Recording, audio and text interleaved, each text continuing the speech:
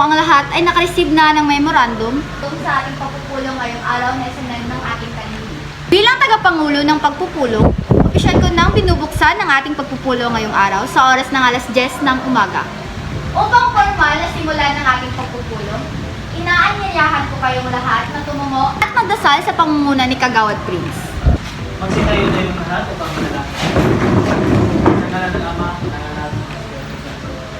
Panginoon, Diyos. Amen. Maraming salamat, Kagawad Prince. Ngayon naman, binibining-binis ang ating him. Pakilista na po ang lahat ng dumalo sa pagpupulong na ito. At sumagot po kayo kapag natawag ang inyong mga pangalan. Narito po ba ang punong barangay na si Narito po, Narito po ba ang kagawad na si Prince? Narito po. Narito po ba ang kagawad na si Pro? narito po, Narito po ba ang kalihim ng kabataan na si Juris? Narito po. Narito po ba ang kagawad na si Paula? Narito po. Narito po ba si Ginoong Kasamayor? Narito po. Narito ba si Kagawad Montero? Narito po. Narito ang lahat ng kasaping pinadalhan ng memorandum at naisulat ko po ito sa talaan ng mga dumalo. ngayon kung natawag na ang lahat, opisyal kong ipinapahayag na nagsisimula na ang ating pagpupulong. Kalihim binis, pakibigay sa ating mga kasama ang sipi ng ating agenda ngayong araw.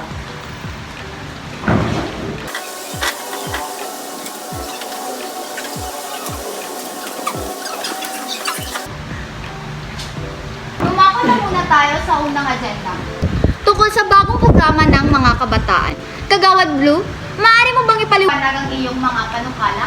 Opo, Kapitan. Gusto ko magpasalawa ng isang sport clinic ngayong paparating na okasyon. Mag-aalok tayo ng iba't ibang palaro tulad ng basketball, volleyball. Magiging mahusay ito para makaiwas ang mga kabataan sa masasamang bisyo at makapokus sila sa pisikal na kalusugan. Maganda ka ng ana. Pero paano natin hihinaluin ang nagtapat na sport equipment para sa ating mga kabataan? Tama ka, Paula. Pwede tayo humingi ng donasyon mula sa mga local businesses. Kung hindi sapat, maaaring humanap tayo ng sponsor. Iyan ay magandang punto. Kalihim binis, isama mo ito sa talaan ng mga aksyon na dapat nating gawin. Kung wala nang ibang sesyon, dumako na tayo sa ikalawang agenda. Ang medical mission. Kagawad Prince, maaari mo bang ipaliwanag? Maraming salamat, Kapitan. Sa darating na Oktubre 20, magsagawa tayo ng medical mission mula sa tulong ng NGO. At kailangan natin mga voluntaryong mga doktor at nurse. Gusto ko lang idagdag na dapat siguraduhin natin na sapat ang mga gamot para sa ating medical mission. May nasikyo na ba tayong mga supply? May mga contact na tayo ng mga local na pharmacy. Pero mas kailangan pa lang natin, kumpirmahin natin ang mga partisipante para sa medical mission. Maganda yan. Vinis, tandaan mo na dapat i-follow up natin ng pharmacy para makasiguro sa supply ng mga gamot. Kung wala nang ibang suggestions, ang susunod nating pag-uusapan ay tungkol sa paglilinis ng mga kanal. Kagawad Paula, ikaw naman. Salamat, Kapitan.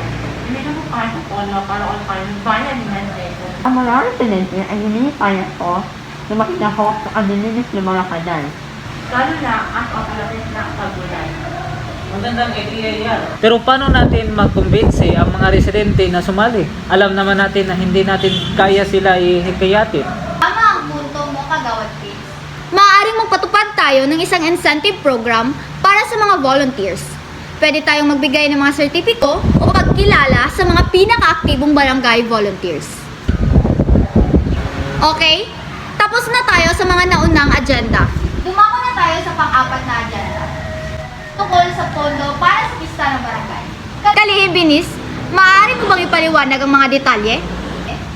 Opo, Kapitan. Para sa piyesta ng barangay, meron tayong 50,000 na pundo mula sa LGU. Pero kailangan pa natin ng karagdagang 30,000 para makompleto ang budget. Kaya naman, minumungkahi kung magdaos tayo ng isang fundraising event. Pwede tayo mag-bingo o magtiyangge para makalikom ng karagdagang pundo. Magandang mungkahi, Kalihim. Sa tingin nyo, sapat na ba ang 30,000 mula sa fundraising event? Ano sa palagay nyo, mga kasama? Kap, sa tingin ko, mas kailangan pa natin mas maraming pondo. Gusto natin magpasiklab ating festa kumuha tayo ng sponsorship galing sa mga local nga business. Tama ka, Prince. Kung gusto natin ng mas malaking event, makakatulong kung makakuha tayo ng sponsor. Pwede nating pakiusap sa mga negosyo dito na tumulong kapalit ng advertising o box sa event. Magandang idea, kagawad din sa ulo. Maaari nating isama sa fundraising ang sponsorship packages. Pwedeng booth space at Yangway or logo placement sa mga banner at posters. Sangayon ako dyan. Magdadagdag tayo ng sponsorship sa plano. Kalihim Binis, pakitala na rin sa mungkahi ni Kagawad Prince tungkol sa paghingi ng additional sponsors. Tingin nyo, ano pang mas magandang gawin para mas makalikom tayo ng pondo? Baka pwede rin tayo magdagdag ng raffle o kaya mini concert ng mga local talents. Madali rin itong ibenta sa mga kabataan at magkapagbigay ito ng kasayahan sa mga residente. Magandang idea yan, ibang po kasamayor. Yung mga kabataan sa barangay mahilig sa local bands, baka pwedeng i-coordinate ni Kalihim ng Kabataan Juris ang mga local talents para makapagtanghal sila sa mini concert. Opo, Kap. Maraming banda dito sa barangay natin. At willing silang tumulong, baka pwede natin silang gawing Battle of the Bands para mas maging Exciting at competitive. Nako, parang lalong sumisigla ang mga plano natin. Maganda yan, Juris. Magdadagdag tayo ng Battle of the Bands at raffle sa ating fundraising event. Kalihim Binis, pakisulat ang mga ito. Ang bingo, tiyangge, sponsorship, raffle, at Battle of the Bands. Noted na po, Kap, na nakalista na ang lahat. Kung wala nang ibang suggestions, aprobado na ang planong ito. Dumako na tayo sa huling agenda, ang CCTV installation sa barangay. Kalihim ng Kabataan Juris, maaari mo bang ibahagi ang progress? Opo, Kap. Nagsimula na po kami mag-assess sa mga critical na lugar. para sa CCTV installation. Lalo na sa mga mataong lugar gaya ng palengke at simbahan at saka mga eskinita. Kailangan po natin ng approval para sa budget mula sa Barangay Council sa susunod na linggo. Kung maisama ito, makakapagsimula na tayo ng Bidding para sa CCTV provider. Pero sinuraduhin natin yun na lahat ng ano sa ating barangay ay pasok ng mga CCTV. Baka may mga lugar na madalas gamitin sa mga illegal na gawain na hindi lang pinapapansin. Dapat din natin isaalang-alang ang maintenance. Madalas nababayaan ang mga CCTV matapos ma-install. Kailangan nating maglaan ng budget para sa regular check-up at maintenance ng mga ito. Tama kayong lahat. Hindi lang ito one-time installation. Dapat tuloy-tuloy ang maintenance. Kalihim Binis, pakitandaan na maglalaan tayo ng pondo. Hindi lang para sa pabili, kundi para rin sa maintenance ng CCTV. At Juris, tiyakin mo ang kasama lahat ng kritikal na lugar sa assessment. Para sa budget approval, isama natin ito sa susunod na meeting. Kung wala ng tanong o dagdag komento, natapos na natin ang lahat ng agenda. Kalihim Binis, pakitandaan na ang susunod na pulong ay gaganapin sa susunod na linggo. Para sa follow-up sa CCTV budget at mga final preparations para sa fundraising event.